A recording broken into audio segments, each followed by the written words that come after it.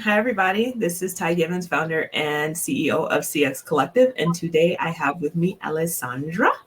Hi, everyone. Alessandra and I met a few weeks ago at an event, and I really liked her energy and her spirit. And it got me to thinking about this idea that I had. So, as you know, CX Collective goes into many different companies, and we work with companies at various stages. Sometimes they have a head of CX in place, and then oftentimes they don't. But when they do, we find that the head of CX is often probably fairly early in their career. And that might be the reason why they brought us in, because they're looking for a little bit more strategy on like building and scaling CX.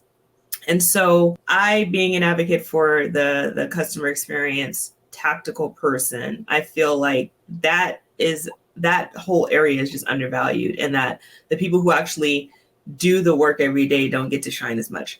And I wanted to change that. And so introducing CXC, Leaders You Should Know, I am now trying to talk with other people who have done this job, who are doing this job, and I'm helping them as best I can really showcase their skills and their ability. So I'm going to take Alessandra through pretty much a public interview. I'm going to ask her a bunch of questions about her background, and we are going to go from there. So, Alessandra, Tell us a little bit about you.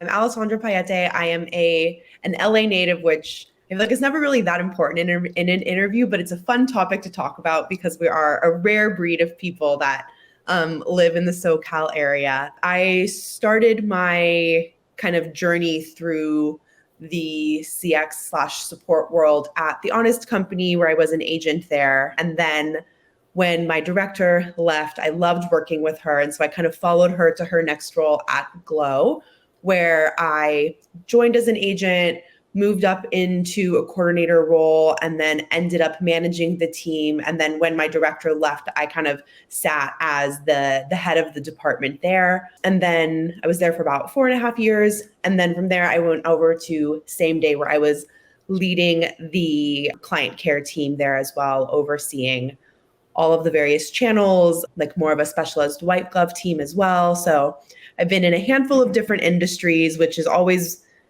kind of fun, and it keeps you on your toes. But that thread throughout has been really in memberships and subscription-based services, which seems to be the way of the future, I think. So many companies are moving to this recurring subscription model, regardless of what industry they're in. So it's been really fun to kind of be on the forefront of that, and then take what I know into some industries that don't always, or that like haven't traditionally been more membership and subscription-based.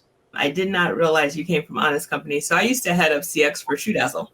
Oh, no way. So the Shoedazzle Honest Company, kind of relationship is like, it's like a distant cousin in a way, very, very cool. Memberships are the way of the future for sure. Matter of fact, I ordered coffee and mushroom coffee, and I ended up on a subscription. I didn't know. And it was the one time I was pleasantly surprised, because it was good, and I was glad to get another package because, I didn't run out.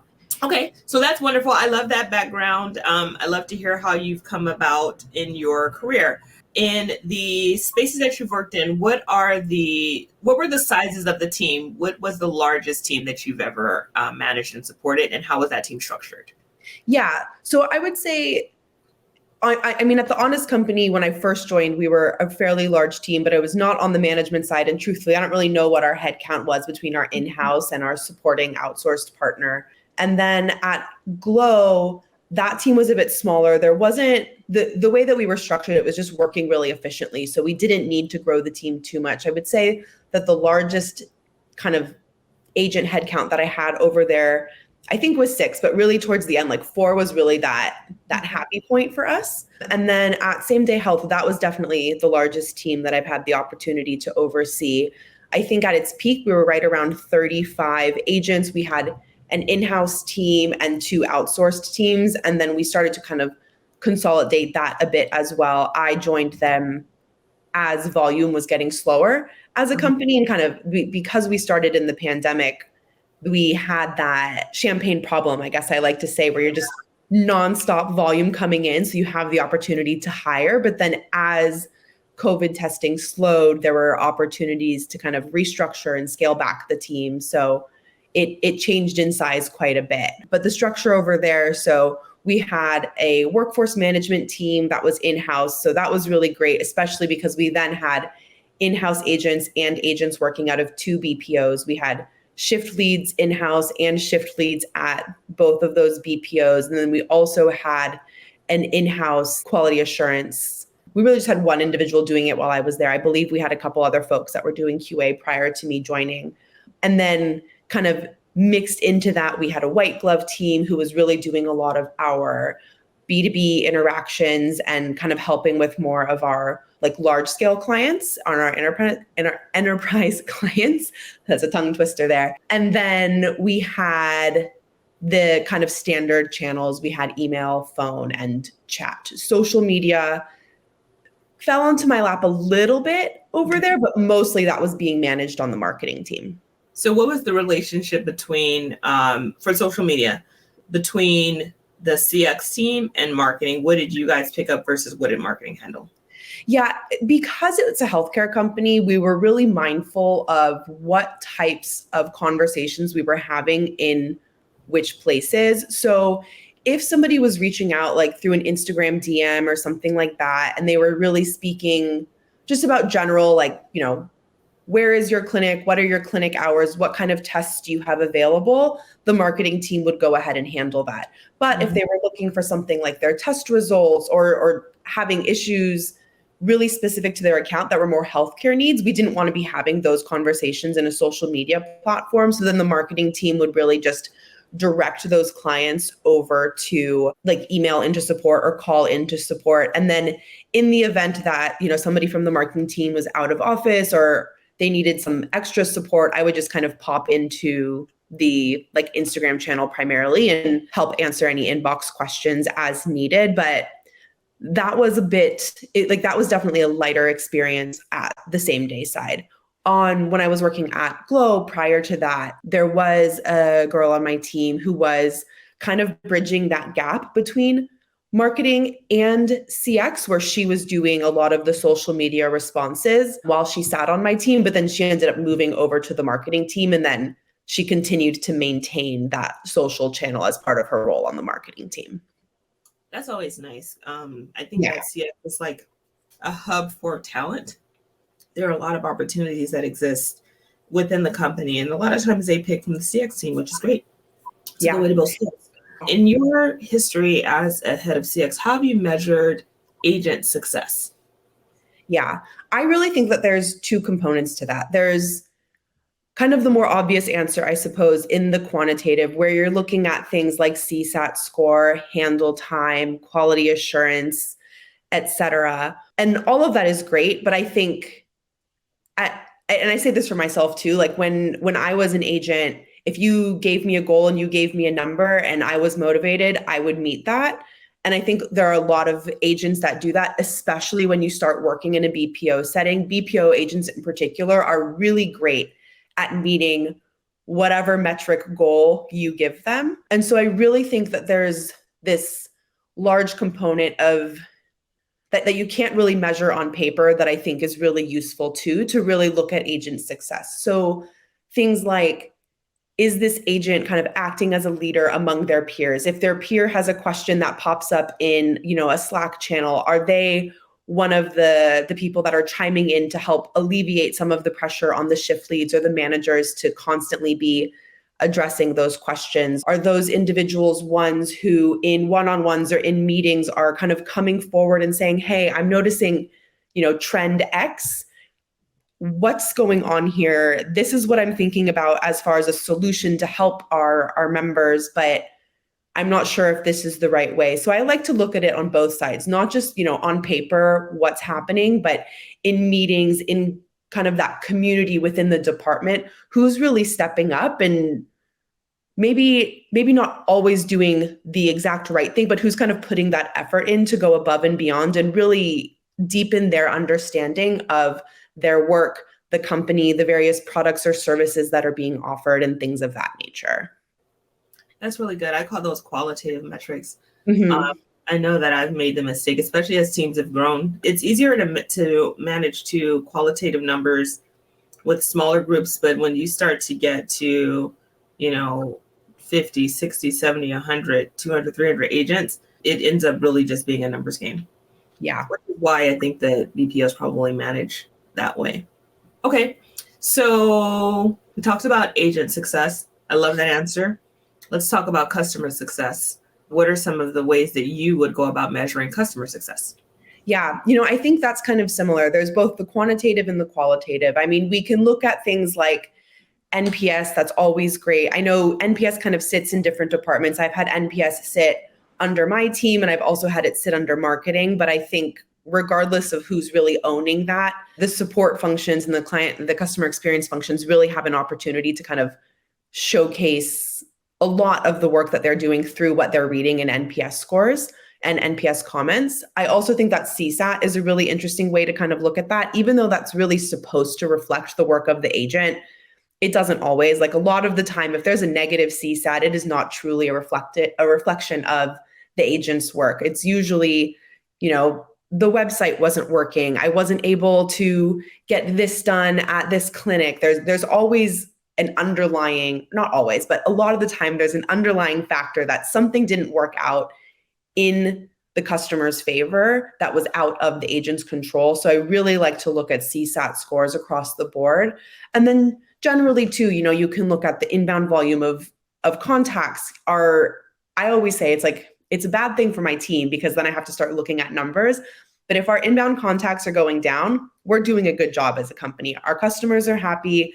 They're not needing to reach out and get support in kind of a bad way. That's always music to my ears. I'm like, oh, great. The numbers are going down. Things are working really well. That's great news. Okay, cool. How do I go back to my team and start thinking of other ways that we can get really involved and be productive? And then the last piece, and I guess now that I'm thinking about it, most of these are quantitative, but there's a retention component as well because I've worked in subscription-based companies. So I'm looking at the longevity of a client within our platform. What is their usage? What is their LTV? How many months are they staying on with us, et cetera, et cetera?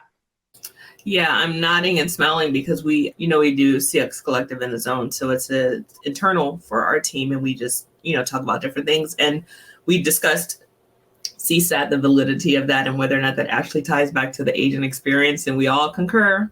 No, It does not.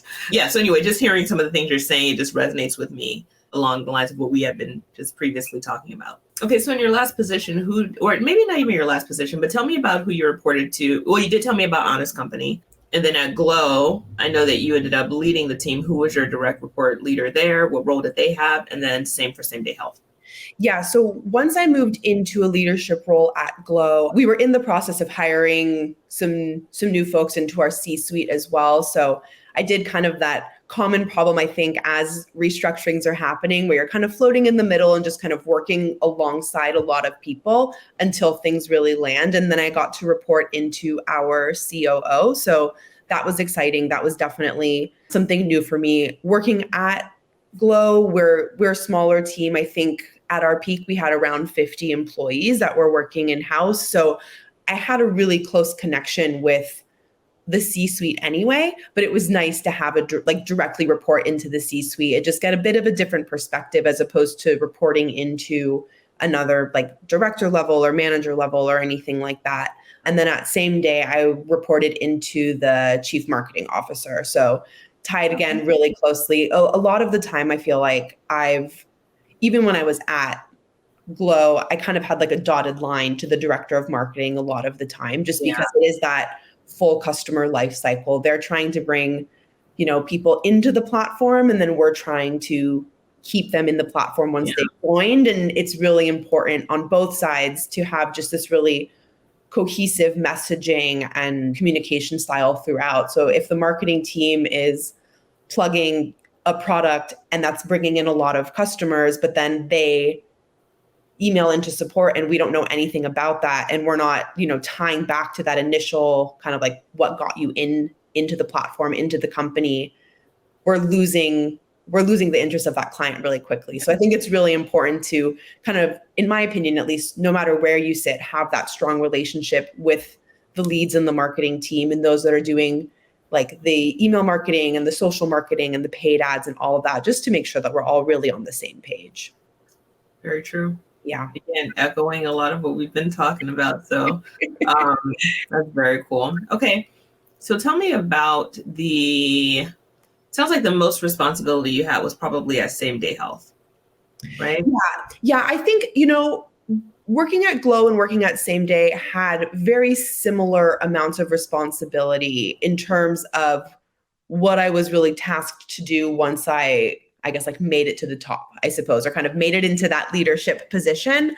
But in terms of really where I came in and what I was expected to do day one, Same Day would definitely be that like highest position role. Okay. And then what was the volume? Like you mentioned that the volume started to come down. So I have a couple of questions in there. First one is at your peak, what was volume? That's one. Yeah. So go ahead. No, go. I'll ask after. So in the time that I was there, I would say peak average, we're looking at roughly 3,000 calls a week and then roughly 1,000 chats and maybe around 1,500 emails. Okay. So still on the higher end, it wasn't completely slow, but it was definitely slower than where we were at kind of peak COVID, peak testing needs. Okay. Side note for anybody watching this, a CX leader who knows their metrics is a good leader. You'd be surprised at how many people do not know their volume. So kudos to you. That's great. You mentioned that the volume started to come down. My question is, did volume come down because the need for the service also changed, or were you guys still steady state with the need for the service, but somehow becoming more efficient? It started to dwindle with the need for COVID testing in particular. Being in the startup world, as I'm sure you understand and many others understand, there are so many things that factor into what your volume looks like, that volume is one of those tricky things to sometimes forecast, especially when your day-to-day is changing. So we were testing a lot of different services and products over the last couple of months. And so we would see kind of this like steady decline, and then we would like release a new service, and then we'd see a little spike because we'd be like, ooh, what's this? We've got some questions about it. And then that would kind of taper off as our kind of like social posts came out with more information about it, or maybe there was a blog post that came out. So there's so many different factors that tie into it. But in this case in particular, I would say mostly our volume increases and decreases were directly related to the need either for COVID testing or for other services that we started to launch over the last few years, or last couple of years. Gotcha. And you mentioned phone, email, Mm-hmm. live chat, social media. Did you guys do SMS? We did not. We were utilizing TalkDesk, and so we had the capabilities for SMS. And at times, our white glove agents were using SMS, I believe, to get in touch with some of our high enterprise clients, but that was not as strong of a channel for us at the time that I joined. So once we really were looking at, where we needed to focus our energy, that wasn't something that I tapped into that closely. Gotcha. And then you mentioned using TalkDesk. What other systems did you use? Yeah, so TalkDesk and Zendesk are the two platforms that I have the most experience in on the leadership side. For Same Day, we did a lot of our quality assurance through spreadsheets. So, I am grateful to say that I know a lot about spreadsheets just from all of my various roles. But at Glow, because I was managing that on my own and managing a lot of other things as well, I wanted to avoid using spreadsheets just to help with the automation of things. And so we used Playbox as our QA tool there. Yeah. Gotcha. Spreadsheets are school of hard knocks. I remember leaving a company, left them. My background's in workforce management. So I started out building staffing models and things like that. I left them one of my spreadsheets when I resigned, and they couldn't figure it out. And it cracked me up because my forecasting was good. It's good. Yeah.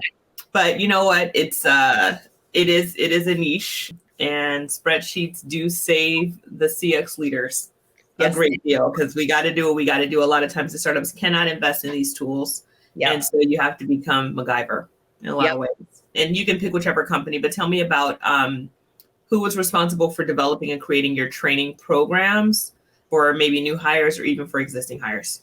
Yeah, I'll speak to that more heavily with my time at Glow, just because I was there longer and I had more of an opportunity over that period of time to really build out training over there. So when I first started, as I had mentioned, I followed the director from my previous company. She had been there for a couple of months. And with me in particular, because she already knew me, we had already worked together. She knew my skill set. And there wasn't really a formal onboarding process for the agents when she joined.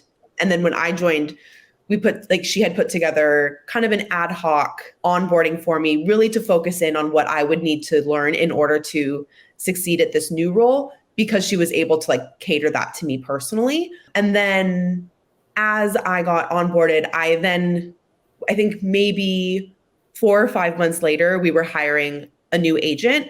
And because I was a fresh set of eyes and the other agents on the team had been at the company for 4+ years, it was a really great opportunity to kind of work with what I knew so far to build out a very kind of ad hoc basic onboarding process, and then start to build on it from there with the help of the other agents that had been at the company for much longer than I had.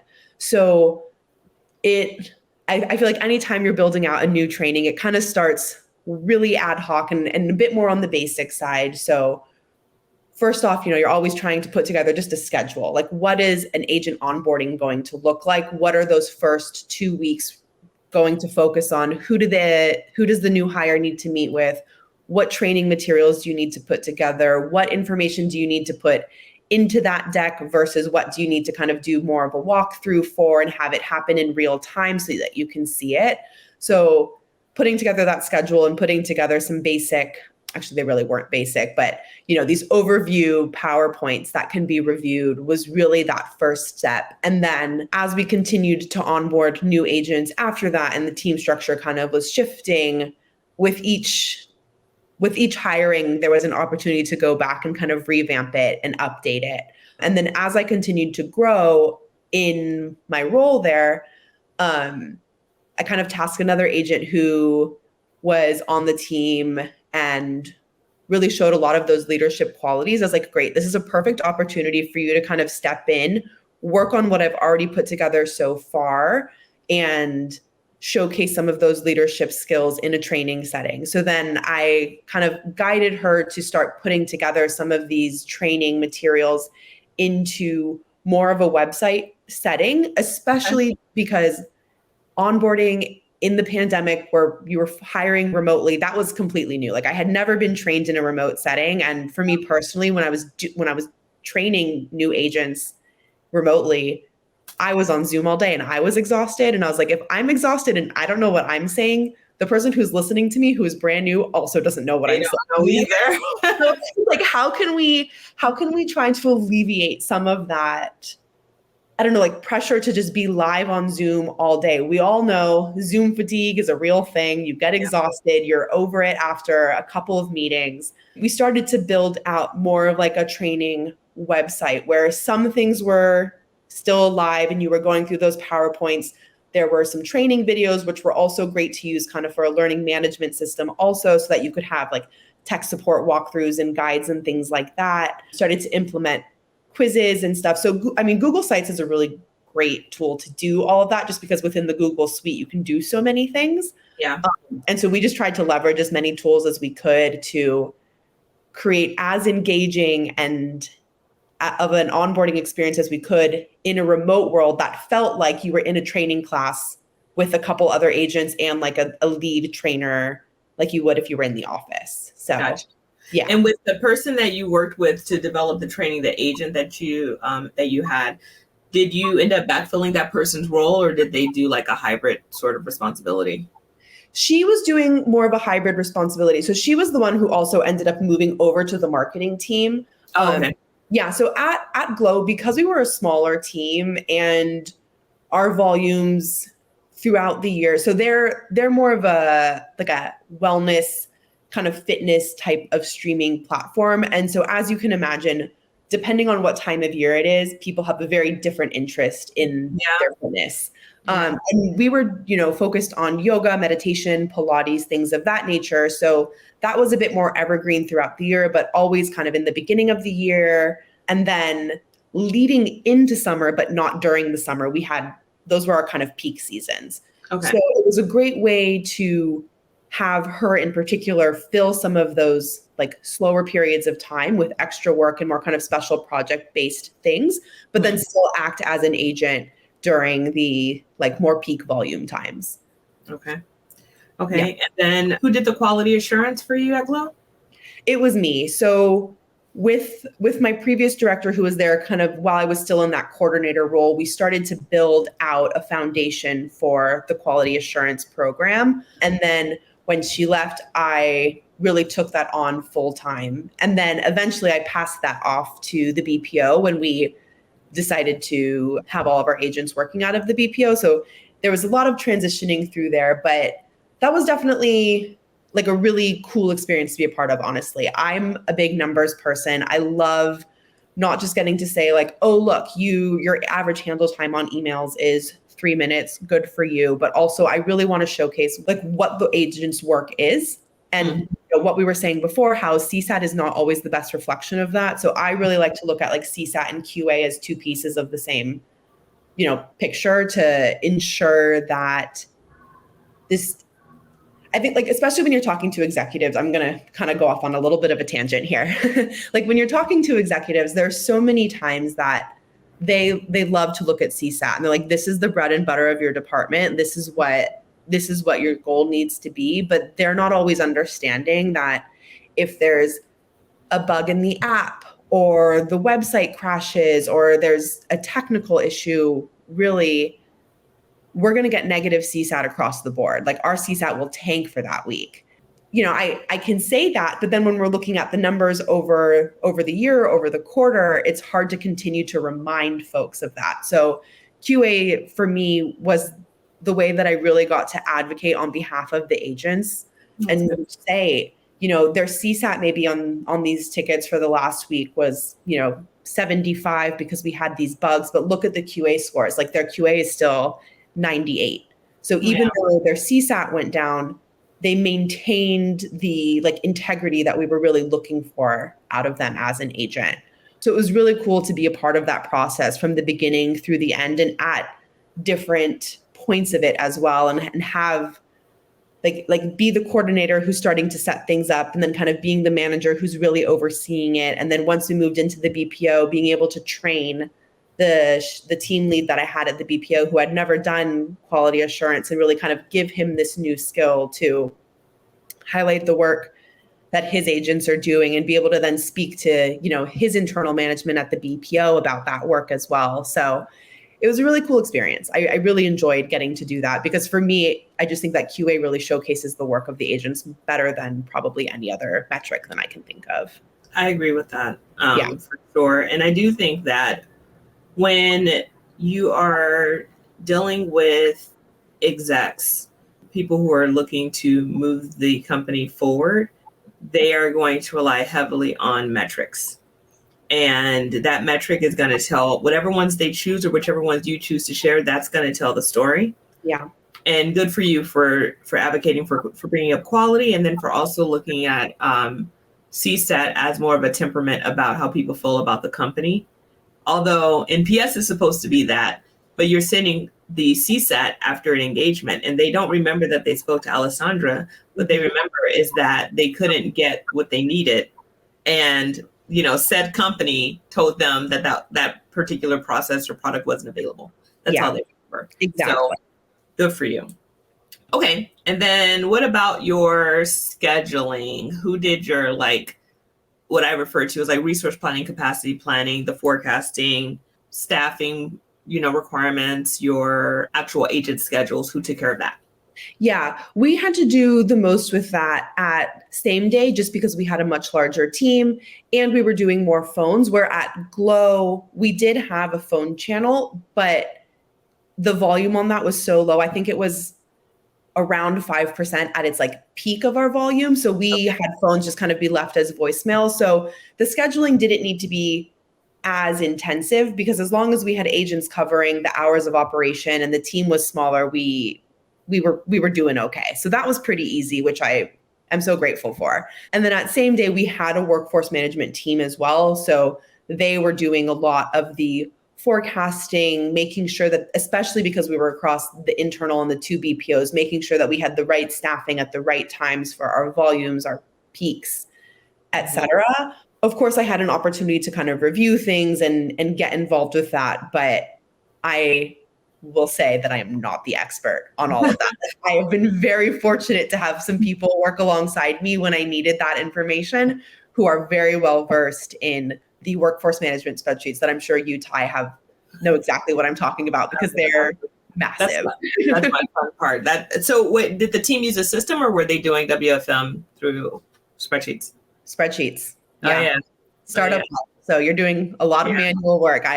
When I really sat down and shadowed what they were doing and would start asking questions to understand, I was like, oh, now I really understand the amount of work that you're doing and why it takes, X number of like hours to get this answer. Because in my head, as with anybody that doesn't know a process or system, you're like, I've got a question. I want an answer. What's the answer to this? And you're like, hello, I'm still waiting for the answer. And then you take it down and you learn. Yeah. And you're just like, oh, because it's a lot of work. And I give a lot of credit to folks that are very well versed in workforce management, because that's pretty intense. Yeah. It is. It's a beast. And I don't think that many companies really understand the value of it.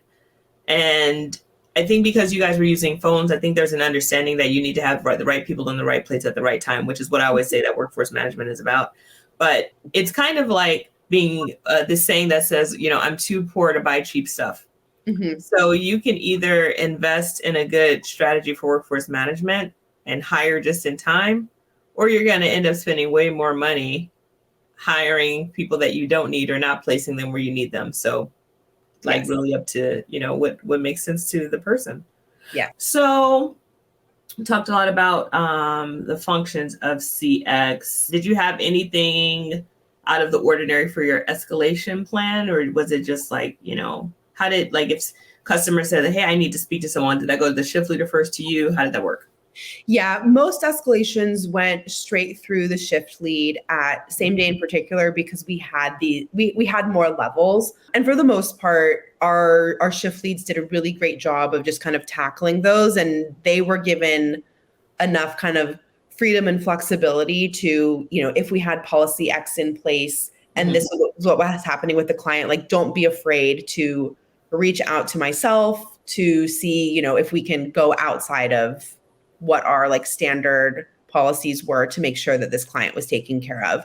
There were, a few times that I needed to hop on the call with a client at same day, but truly a blessing to have a team of leads who were able to tackle a lot of that on their own. But at Glow, pretty much every escalation came straight to me. So I have, I got lucky. The yoga world, there aren't as many escalations. You can imagine yogis they tend to be a lot more zen and a lot more chill, which I was really grateful for, because I did work at the Honest Company during the wipes recall that we had. I can't remember what year that was. And so I was an agent on the front lines during that. And in those moments, of course, people wanted to escalate. Well, you had so many calls coming in. We had a recall on, what was 80% of our business. So had a lot of de-escalation training ad hoc in live real time. Like, okay, cool. This is what's happening. How am I going to talk this client off the ledge? And how am I going to do what I need to do to prevent them from needing to talk to my manager, because my manager has, a queue of 5 other people that want to talk to them right now. So in a weird way, I kind of like the escalations, but I'm also grateful to not have to do them anymore, because nobody likes talking to angry people. So it's hard. It's almost like you have to shut off a part of you to just listen. And that's hard. Okay. So I feel like I got a good understanding about your background. Let's talk about a few situational things. So tell me about a time that you built CX from the ground up. Yeah. When you walked in, what did it look like? And then when you left, how did you leave it? Yeah. I think the time that's probably most noteworthy to talk about that with is my time at Glow, just because I was there for so long and I got to really see it through a lot of different phases and at a lot of different levels. So again, followed my director over to Glow, where she was there for, I think maybe like 3 or 4 months before I joined the team. And, my hope and my goal for joining the team and kind of following her to this new this new company was to really be her partner, to be her right-hand man and help her get the team structure from more of this kind of like free-flowing startup-y structure into something that's a little bit more formalized and develop processes, reporting, et cetera, et cetera. So, and truly with the structure of the team, it didn't change a whole lot because we didn't grow to any massive size. We just really created a lot of policies and kind of built that foundation to help it get to a place where it could kind of scale with the business as opposed to being kind of left behind when the business was putting together all of these new processes. So we had, when I joined the team, I think I was the fifth agent. That was maybe 5.5 years ago now. So I was maybe the fifth agent on the team. And then we had the director. And so it was a relatively flat structure, but there wasn't a lot of reporting happening. There wasn't a lot of information being shared out of the department. And there wasn't a lot of information being shared to the department as well. So it created this really unique opportunity to look at things from every single side and see how we can improve. In a company of 50 people, it is sometimes shocking how siloed that can be, even when you're working in an office. And I was really fortunate to have folks in other departments want to break that silo cycle. So I didn't need to convince leads in other departments to start telling us more information. And so kind of with that in particular, the first department that we really tackled building a strong relationship with and a regular kind of cadence of sharing information was with the engineering team.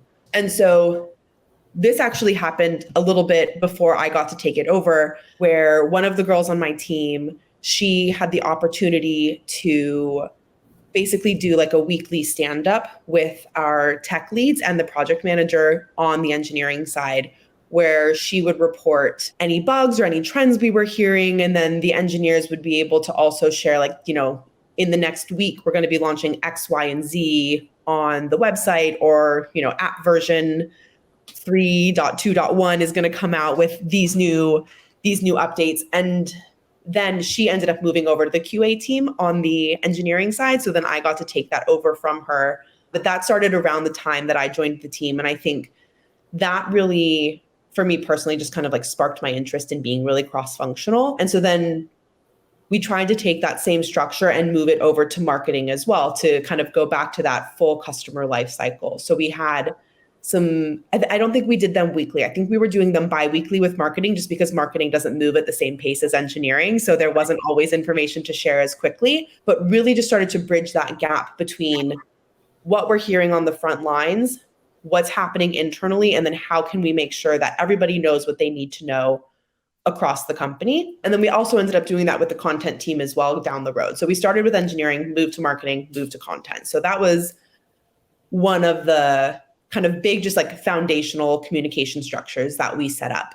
Additionally, I had an opportunity to, like I said, build out the quality assurance program, general reporting across the board. So we were using Zendesk, and for those of you that have worked with Zendesk, like, their reporting is great, but you really have to know how to dive in. And so we were trying to figure out, is Zendesk going to be our best tool for reporting, or do we need to tie in another system? So we ended up adding the time shift plugin, which just really helped make the time-based reporting a lot easier out of Zendesk. So then we started looking at some KPIs for the department and some metrics for the department, and really analyzing what our historical data was around that, and trying to determine what are going to be attainable goals for the team to just have some structure in the day-to-day of their work. And again, to showcase the work that they're doing. So setting goals, meeting those goals, with that too, building out that onboarding, building out an internal learning management system, kind of that spiraled from the onboarding process, and getting to build out this internal, we called it the Karma Collective because we're a yoga company, and building out this tool that changed so many times while I worked there, depending on who was joining the team, what different ideas were coming in, but ultimately creating this one-stop shop for all of the information that was needed to do your jobs well. Build, especially in the remote world, starting to build out different technical guides, because when we were in the office, we had the opportunity to go over to the engineering corner of the office and say, hey, I need X device so that I can figure out what this client is talking about. But when you're working from home, you don't have 7 different phones available to test different things. So that's really, I think for me, like that's what I find really exciting about building CX from the ground up is you don't, especially if there's already a layer of foundation there, like the people will come, but the people won't stay if they don't have the information readily available or they don't have like the structure in place to motivate them to do their jobs. So as much as hiring a team is important, I think setting things up internally to ensure that the agents are feeling really just supported. Like that, I can't think of another word that's better to use in this case, but I think the support that CX leaders need to provide their teams is really the most important thing. I agree. It's funny. I was making a list. You talked about 3 partners of ours, TalkDesk, Zendesk, and TimeShift. And I know that when like we go in and we build CX where there's like no agents. Yeah. Right.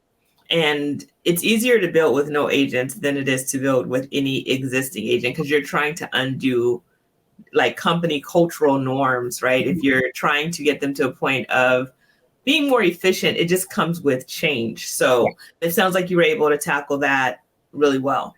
Question. So have you had experience with writing or developing policies for customers? I have, and it's varied a bit depending on the company that I've been in. At Same Day in particular, especially being a healthcare-based company, we had a lot of SOPs and a lot of policies. Most of those, for my department in particular, were in place prior to me joining the team. So I didn't have to do too much that was directly related to the agents. But when I joined, I built a really strong relationship with our director of compliance and didn't necessarily end up being the point person on writing policies, but I got to be a set of eyes kind of giving feedback, helping put different language in that made more sense for like the customer facing roles versus the internal roles, et cetera. So that was probably, as far as like policy structure, my most structured version of that. But at Glow, because we were a subscription-based company, kind of like for a long time, that wasn't a new thing we were trying to do. As I'm sure you can imagine, and you kind of touched on it before, refunds. Refunds are a big thing in the subscription world, especially in the streaming subscription world, because it's very easy to sign up and completely forget that you've done so, especially if you're not getting like bank notifications for every charge or you're looking at your finances. So it actually happened around this time every year. We're looking at April, we're getting into tax season, and people are looking at their finances. Yeah. Like, what is happening? So there was really a need to look at how we were addressing refunds. And we kind of had this internal loose policy, but it was never really formally documented. So I got to work with, at the time, this is when I was a coordinator. So I got to work with a director of my department as well as the CEO to try to flush out what this will look like. Well, initially, I really started by looking at what other subscription streaming platforms were doing. So I was looking at Netflix, I was looking at Hulu, seeing kind of what they had documented, what their formal public-facing policies were, just to get a sense of what industry leaders were doing in this space. Mm-hmm. And then for the next, couple of weeks, maybe 2 weeks or so, I had the agents basically create like a tally of all of the refund requests that they were getting and summarize a little bit of what was happening with that request. So is this somebody that just came out of their free trial and forgot to cancel before their 7-day trial was up? Is this somebody who has been using the platform for 6 months and something came up and they wanted to cancel and get a refund? So really trying to understand why we were getting refund requests so that then we could kind of work back from there. It was a good experience in that it's not like I had to completely overhaul something because we were already doing this informal refund process, but it was really nice to get it on paper, especially as some of those agents that had been at the company for 4+ years were moving on to either different positions in the company or roles elsewhere. And we were hiring new agents that those unspoken or the informal policies and just kind of those spoken policies as your team changes, there's a need to really formalize those, because those underlying understandings of things just because you've been at the company for a long time are lost with somebody that's been at the company for 2 weeks. They don't know how to gauge a situation of, oh, well, is this when we do 1 month or is this when we do 3 months refund? What happens here? What happens there? So it was a fun and interesting kind of project to really look at how we compare to a lot of other companies in the market and what we can really do to be as customer centric as we can while still supporting the bottom line of the brand. I was talking to my team about this, that one of the things that I notice most that other CX leaders want, so this is just looking at like our network of companies that we've worked with, companies that I've worked at as an employee or serviced as a client.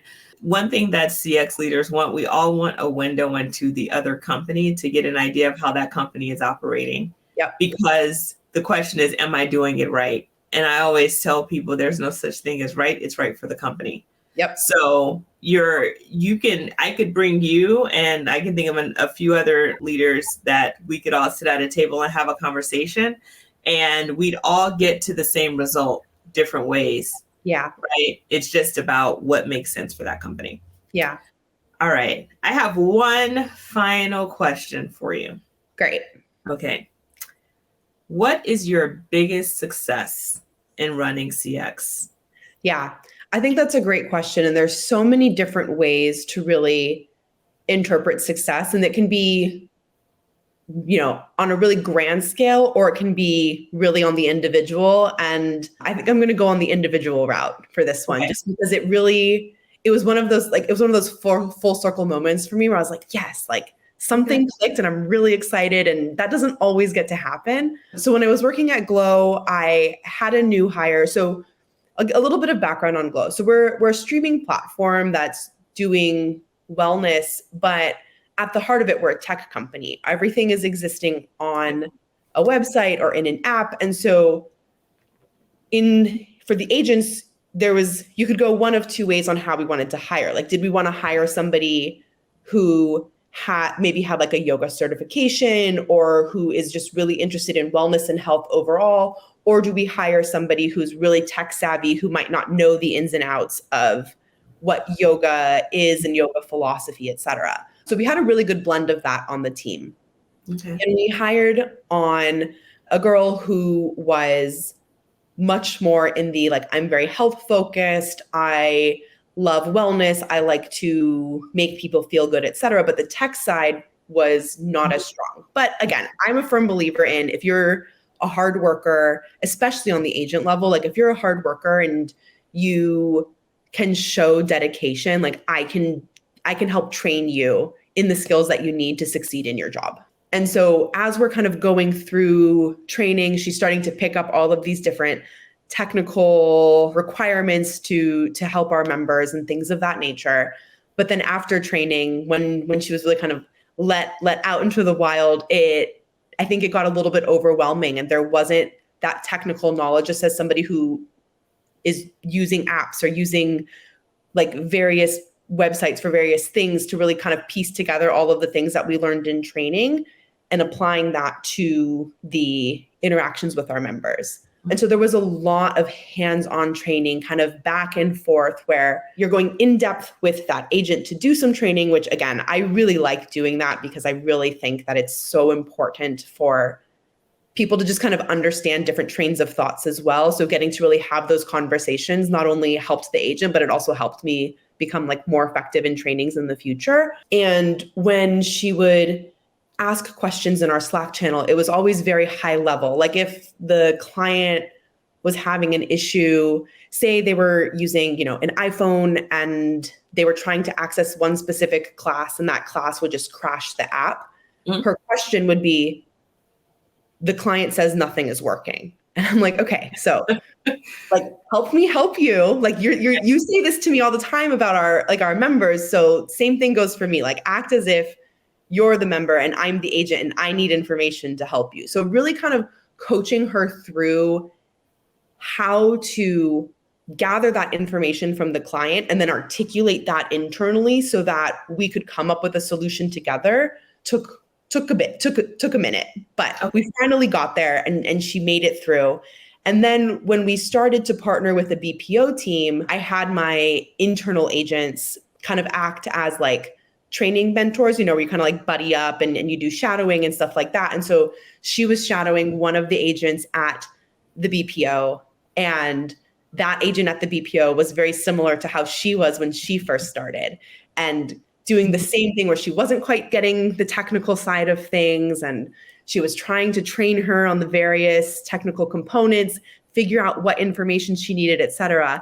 And the internal agent that I had, gone through a lot of coaching with, one day in one of our one-on-ones sat down and she goes, I finally figured it out. Agent X at the BPO, that was me when I started. And now I understand why you did everything you did and how, because I think she used to get really frustrated with me because I'd be like, okay, I'm not going to give you the answers. Like, I'm going to ask you a series of questions to help you figure out what you need to know. And I could feel through Slack the frustration when I would start doing this. But hitting that moment where she kind of got to be on the other end of that and be the trainer and take on that role that I was doing for her as kind of mentoring her through things was just like, that to me felt so successful, because that was that full circle moment where the individual was able to see, okay, I was in this person's shoes who wasn't getting it. And I can now use these tools that I've learned from me, from my boss, which was me, and apply those to this new hire and to the way that I'm going to coach and train her through these moments. And I don't know, in some way, like, what is that phrase? Like, imitation is like what, you know what I'm talking about? Like, where it's like the best form of flattery or something like that. Yeah.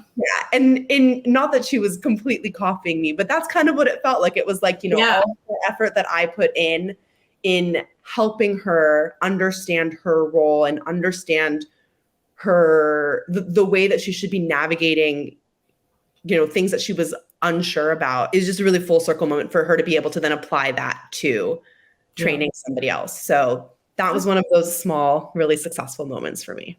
That is awesome. I love to hear that. One of my weaknesses is leading people. I'm not a great people manager at all. So I always like to hear stories from people who are good people managers, because like, what can I learn from you? So yeah, I really have enjoyed talking with you and learning more about your background and what you bring to the table. As I mentioned, we work with many different companies across the board, and so a couple of things that I see in talking with you that I think are valuable is, one, that you're resourceful. You seem to be very detail oriented and informed about the companies, and you take the time to really understand the customer and what might be driving them. And you're also, I made notes because, I have to write things down so I don't forget them. You have the ability to see the forest through the trees. And I did not have that when I was at your stage in your career. I mean, at my stage, you know what I'm trying to say. When I was your age, I didn't have that. So I think that is an amazing skill and an amazing trait to have. And I hope that your next opportunity, I hope they see the value in you that I see. And I think that you're going to do well. I know we will be in touch for sure. And just so that everyone knows who's watching this, at the time of this video, Alessandra is in the market. So we'll be sure to link her LinkedIn profile in case you have an opportunity for her, because she's definitely worthy. Coming from both healthcare, or I should say all three, healthcare, tech, with experience with a streaming service. Also, the baby product market is also pretty hot right now. And then we have subscription services. So subscription obviously can cut across any of those, but those are just 4 areas that she's really got some muscle behind. And she also knows Playbox, TalkDesk, Zendesk, TimeShift, and is nifty with spreadsheets, which I personally admire. Is there anything that you want to say in closing? No, I mean, nothing major. This has been a really great opportunity. I've really enjoyed getting to sit down and not only share my experiences, but just it's really validating too to hear that within your team, you're having very similar conversations to what we're hearing. I think, what you said a little bit ago about everybody wants to know what's happening at other companies and how they're handling things. There's not a lot of like networking that's happening or kind of these I'm just trying to think of the word, like think tanks that exist, or at least not to my knowledge yet, that are existing between different companies where you're really getting to kind of share ideas. And it's just great to hear that, none of us are alone in the struggles or the challenges that we're facing. We're all facing similar questions, and we might be getting to the answers differently, and our answers might be a little bit different, but it's great to hear that these conversations are happening across the industry and they're not just specific to me and my small network that I get to collaborate with. So thanks for your time. Definitely. And we used to do every other Tuesday, we'd have these discussions and people weren't always showing up. So I ended up pulling them, but maybe I'll bring them back because if it adds value, I mean, why not? Right. Like I know what it's like to be in that space and be like, I wonder if, or to be the most senior CX person in that company and still want someone to bounce ideas off of. So maybe I'll bring that back. And when I do, I'll let you know. Sounds great. Thank you. All right. This was lovely. Good luck to you. Thanks. Bye. Bye.